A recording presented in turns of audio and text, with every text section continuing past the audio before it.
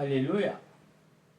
ધન્યવાદ પિતાજીનો કે એક નવો દિવસ આપણા જીવનમાં આવ્યો. આ સમયે આપણે નિત્યક્રમ મુજબ એક નવા અધ્યાયનું વાંચન કરવા જઈ રહ્યા છીએ અને તે અસ્તરના પુસ્તકમાંથી છે. ત્યાં પિતા બાપને વિનંતી કરીએ કે આ વાંચનો વાંચવાને માટે આપણી સહાયતા મદદ કરે અને સાંભળના સગળા શ્રોતાજનોની પર આશીષની વરસાદ આપો વરસાદ. એક ટૂંકી પ્રાર્થના કરતા આપણે આજના વચનોમાં જઈશું. પવિત્ર પવિત્ર જીવતા જાગતા પરમેશ્વર પિતા, અમે તમારો આભાર માનીએ છીએ બાપ કે તમે અમારા જીવનમાં સુંદર દિવસ આપ્યો અને સુંદર તમારા પવિત્ર જીવન વચનો વાંચવાનો સમય આપ્યો. એના માટે પણ અમે તમારો પુષ્કળ આભાર તબકાર માનીએ છીએ. તમારા વચનો તરફ જઈ રહ્યા છે ત્યારે બાપ અમને વાંચવામાં અને શાહીની મદદ કરજો. તમારા વચનો પર પુષ્કળ આશીષ અને કૃપા આપજો. જે તમારા ભાઈ બાળકો પ્રભુ આ વચનો સાંભળે છે પ્રભુ, દરેકને પણ તમારા આશીષ અને તમારી કૃપા આપજો. અમે તમારા હાથોમાં સોંપાય છે. આ મારી ટૂંકી પ્રાર્થના તમારા દીકરાના નામથી માંગીએ છીએ. સાંભળો અને સ્વીકાર કરજો. આમીન. પવિત્ર પુસ્તક બાઇબલ અને એસ્તરનો અધ્યાય અને 3 અધ્યાય. યહૂદીઓનો પૂરો નાશ કરવાની હામાનની યોજના. તે પછી અહસ્વેરોસ રાજાએ અગાગના વંશજ હમ્મદાથાના પુત્ર હામાનને ઊંચી પદવીએ ચઢાવ્યો. રાજાએ હામાનની બેઠક તેની સાથેના સર્વ સરદારોથી ચડતી રાખી. રાજાના સર્વ અમલદારો જેઓ રાજાના દરવાજામાં હતા તેઓ નમસ્કાર કરીને હામાનને માન આપતા, કેમ કે રાજાએ તેના વિશે એવી આજ્ઞા કરી હતી. પણ મોર્દખાઈ તેની નમસ્કાર કરતો નહીં અને તેને માન પણ આપતો નહીં. ત્યારે રાજાના અમલદારો જેઓ રાજાના દરવાજામાં હતા તેઓએ મોર્દખાઈને પૂછ્યું, તું રાજાની આજ્ઞાનું ઉલ્લંઘન કેમ કરે છે? તેઓ દરરોજ તેને એમ કહેતા, તેમ છતાં તે તેઓનું સાંભળતો નહીં.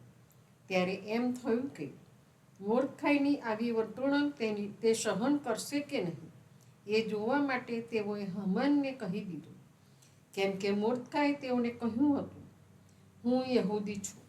જ્યારે હામાને જોયું કે મોર્દખાઈ મને નમસ્કાર કરતો નથી ને મને માન આપતો નથી, ત્યારે તે ક્રોધે ભરાયો. પણ એકલા મોર્દખાઈ ઉપર હાથ નાખવો એ તેને હલકું લાગ્યું, કેમ કે મોર્દખાઈ કઈ જાતનો છે તે તેઓએ તેને જણાવ્યું હતું. તે માટે હામાને અહસ્વેરોસના આખા રાજ્યમાંના સર્વ યહૂદીઓનો એટલે મોર્દખાઈની આખી કોમનો વિનાશ કરવાની કોશિશ કરી. અહસ્વેરોસ રાજાના 12મા વર્ષમાં પહેલા માસમાં એટલે નિસાન માસમાં દિવસ અને મહિનો નક્કી કરવા માટે ચિઠ્ઠીઓ એટલે પૂર નાખવાની આવી. અને 12મા માસના એટલે અદાર માસના 13મા દિવસ પર ચિઠ્ઠી પડી. ત્યારે હામાને અહસ્વેરોસ રાજાને કહ્યું, તમારા રાજ્યના સર્વ પ્રાંતોના લોકોમાં પ્રસરેલી તથા વિખરાયેલી એક પ્રજા છે. તેઓના નિયમો સર્વ લોકોનાથી જુદા છે. તેઓ રાજાના કાયદા પણ પાળતા નથી. તેથી તેઓને જીવતા રહેવા દેવા એ રાજાને હિતકારક નથી.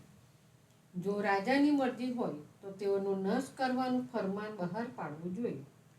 અને રાજાના ખજાનચીઓના હાથમાં હું 10,000 તાલંત રૂપો રાજાના ભંડારમાં લઈ જવા માટે આપીશ. એ સાંભળીને રાજાએ પોતાની મુદ્રિકા પોતાના હાથમાંથી કાઢીને યહૂદીના શત્રુ અગાગવંશી હમ્મદાથાના પુત્ર હામાનને આપી. રાજાએ હામાનને કહ્યું, તારું રૂપું તથા તે લોક પણ તને સ્વાધીન કરવામાં આવ્યા છે, માટે તને યોગ્ય લાગે તેમ કરજે. તે પછી પહેલા માસને 13મે દિવસે રાજાના ચીટનીસોને બોલાવવામાં આવ્યા. અને હામાને જે સર્વ આજ્ઞાઓ આપી તે પ્રમાણે રાજાના અમલદારો પર, દરેક પ્રાંતના સુબાઓ પર તથા દરેક પ્રજાના સરદારો પર, અર્થાત દરેક પ્રાંતની લિપિ અને દરેક પ્રજાની ભાષા પ્રમાણે લખવામાં આવ્યું. અને અહસ્વેરોસ રાજાને નામે તે હુકમો લખાયા અને રાજાની મુદ્રિકાથી તેના ઉપર મોહર કરવામાં આવી. કાસ્દોની મારફતે રાજાના સર્વ પ્રાંતોમાં તે રવાના કરવામાં આવ્યા. એક જ દિવસે 12મા માસની એટલે અદાર માસની 13મી તારીખે સર્વ યહૂદીઓના જુવાન, વૃદ્ધ, બાળકો તથા સ્ત્રીઓનો વિનાશ કરો, એટલે કતલ કરીને તેમને મારી નાખવા અને તેઓની માલ મિલકત લૂંટી લેવી. એ હુકમ દરેક રાજ્યમાં જાહેર થાય તે માટે તેની નકલ સર્વ પ્રજામાં પ્રગટ કરવામાં આવી કે તેઓ તે દિવસને માટે તૈયાર થઈ રહે. કાસદો રાજાની આજ્ઞા પ્રમાણે તાકીદે રવાના થયા. તે હુકમ સુસાના મહેલમાં જાહેર થયો. રાજા તથા હામાન દ્રાક્ષારસ પીવાને બેઠા, પણ સુસા નગરમાં ગભરાટ મચી રહ્યો. પ્રભુ તેના જીવન વચ્ચેને પુષ્કળ આશીષ અને કૃપા આપે. પ્રાર્થના કરીએ. આકાશવાસી અમારા જીવન પિતા પરમેશ્વર, તમારો આભાર માનીએ, તમારો ઉપકાર માનીએ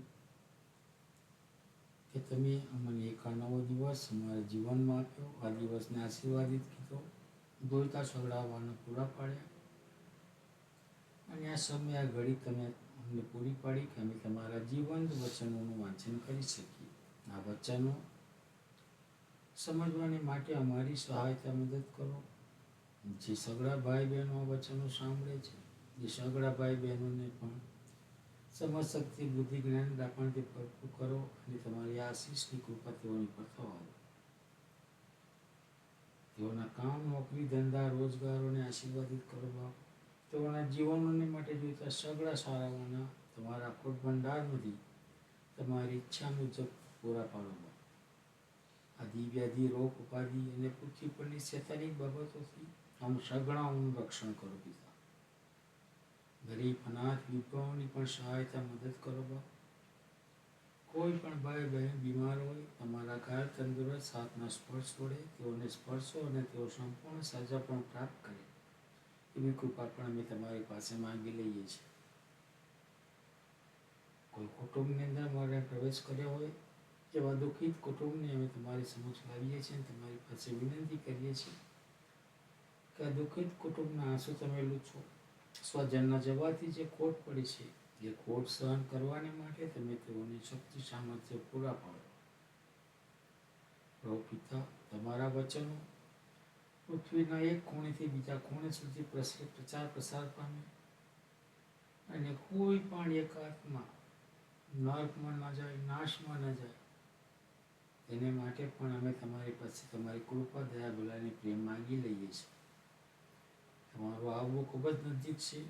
તમે ક્યારે આવશો અમે જાણતા નથી, પણ તમે જ્યારે પણ આવો ત્યારે તમને મળવાને માટે અમે 5 ડાય દીકરીઓની સમાન તૈયાર હોઈએ તેવી પણ તમે અમારી સહાયતા મદદ કરજો. અમારા પાપ, ગુના, અપરાધોની માફી માંગતા અમારી આ સગડી અરજો ગરજો વિનંતીઓ તમારા પુત્ર, અમારા મસીહી અને મધ્યસ્થી ઈસુ મસીહ, જેઓ કારવારના પહાડ પર વિંધાયા, ક્રૂસે જડાયા, ડટાયા અને ત્રીજે દિવસે પુનરુત્થાન પામ્યા, તેમના પ્યારા અને મસીહી નામમાં તમારી સમક્ષ લાવીએ છીએ. સાંભળીને તેનો સ્વીકાર કરો પિતા. આમીન. આમીન.